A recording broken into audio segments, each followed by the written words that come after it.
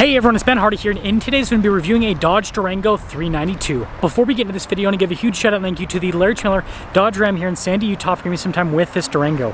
I'm going to include a link to their website in the description down below so you can check out what they have currently. And then on a side note, if you want to save time and money the next time you purchase a car, link to my car buying guide in the description down below. Let's get into it.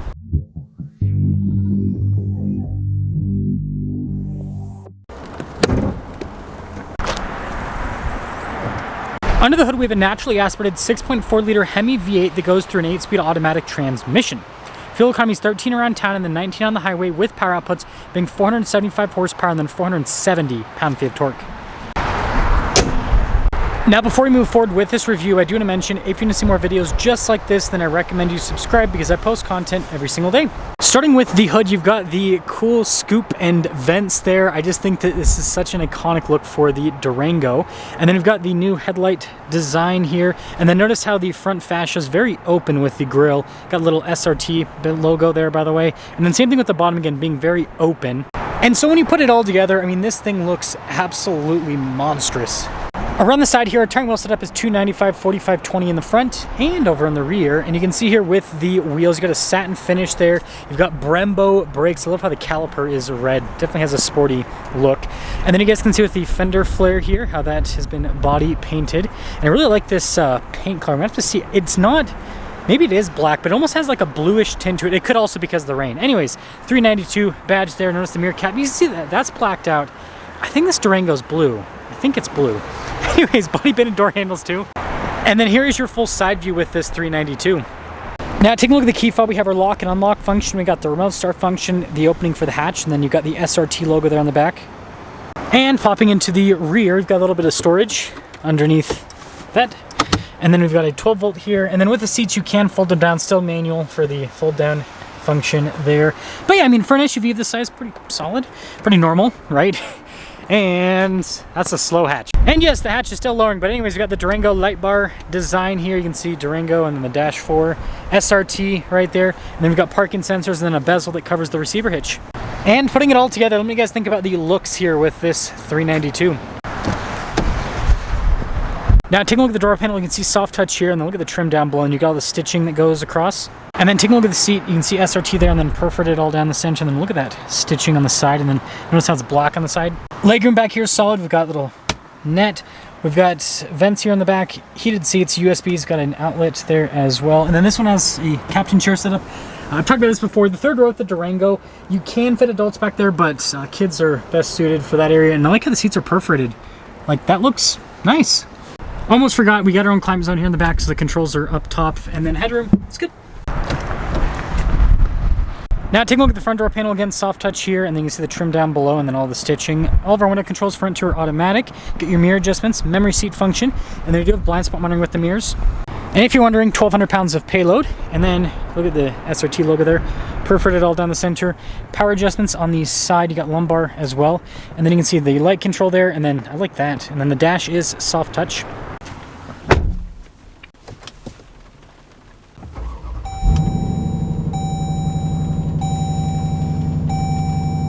Now taking a look at the steering wheel, really chunky, perforated on either side. You've got your paddle shifters there on the back for the 8-speed. Radio controls, we've got our cruise control here, adaptive cruise control controls for the center stack, voice command phone controls, and then you guys can see turn signal / windshield wiper stock.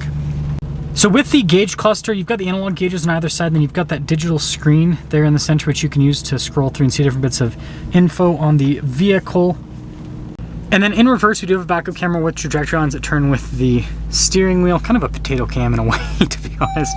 And then, as for the rest of the infotainment system, shortcut bar here.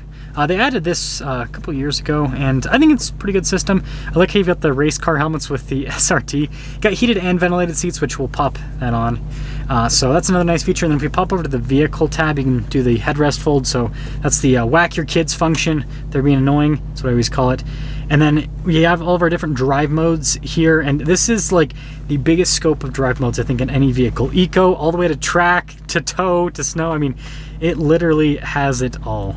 And then down below, we've got analog controls for like the radio, your dual zone climate controls, heated and ventilated seats. Got some USB ports there. Wireless phone charging pad. And then we have our shifter for the 8-speed automatic. And then I like the stitching that goes across. Some cup holders here. And then look at this with the center console. Good storage. Inside got 12 volt there. And then you can see that trim goes across the dash. Nice. With the glove box. And then we do have a traditional sunroof. Okay, I wasn't crazy. This color is called Night Moves. That's such a weird Night Moves. Anyways, total MSRP is $84,830. And if you're wondering, it's like a very dark blue that almost looks black, but it's, yeah, I don't know. It's a cool color. Let's drive it.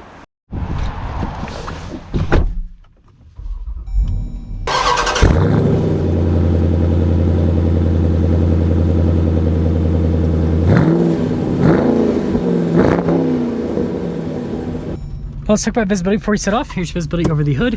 Both mirrors do a blind spot monitoring throughout the rest of the rear. And 392 away. So I just did a review on the RT Tow and Go. I guess if you guys wanted me to do a comparison, I don't know if anyone's actually comparing RT Tow and Go to 392, but I could put that together if they still have both of them at the same time. Let me know on that. But anyways, seats, they're nice. They're comfy. Definitely firmer suspension. Definitely firmer suspension. But not uncomfortable. I mean, when you're on smooth pavement, it just feels like a sportier vehicle. Be a good way to put it. And these seats are kind of more bucket-like, so you kind of feel more like you're in a race car type vehicle in a way. Got a nice rumble from the V8 too. I think that's definitely a fun part of this vehicle.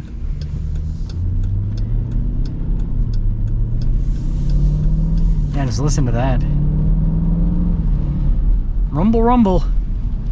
And we've got it in the, press the SRT button, just the auto mode right now. We'll do sport for the acceleration.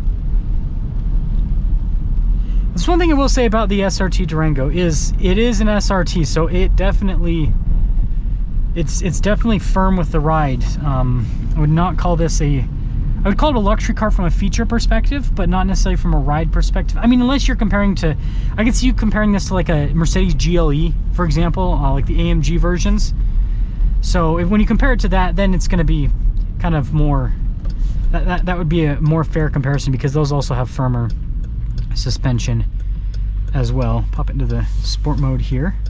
I don't know if you guys can see in the reflection on the Mazda, but it's so cool to see the turn signal here at the Durango. And the steering wheel, I also like that a lot, just the meatiness of it. It's a weird thing to say, but it's a cool feel. And the thing, this interior might not be the most luxurious on the planet, but I will say, like, the top trim, I've noticed that this, I've mentioned this on the reviews, this stuff stays intact for a long time. It holds up really well over time. But let's, ooh, man, that's got some power. And you know, it's raining and 39 degrees outside today, and this is just putting down the power, no problem. The all-wheel drive system in this is wonderful.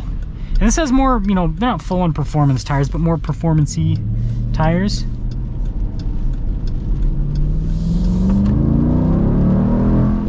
Oh, listen to that V8. You just can't go wrong with the 392. 6.4 Hemi's such a beautiful engine. And yeah, it definitely, it's quicker than the RT, right? It's got a lot, it's got like 100 more horsepower, and you feel it. You do feel it. It'll be sad when this, I don't know how, I would be shocked if they have this in the 2025 Durango, because Stellantis is getting rid of all of the big V8s. Probably have a Hurricane Durango in the near future. So something's up here with the Durango 392. I think this thing looks really cool on the outside. It's a very unique vehicle. The only thing that is like this on the market is if you go to some of the European brands, you know, like the BMW X7, for example. It's a 3-row SUV you can get with a V8, but naturally aspirated, big V8, big power. Nothing else is like this on the market anymore. And so I know some people might gawk at the price, you know, wow, that much for a Dodge? I get it. I completely understand. But it's super unique, and it does a lot. You can tow with this. It's a family car. It's a daily driver. It really does do it all, except for help you with parking, because that camera is awful. Let me know what you think.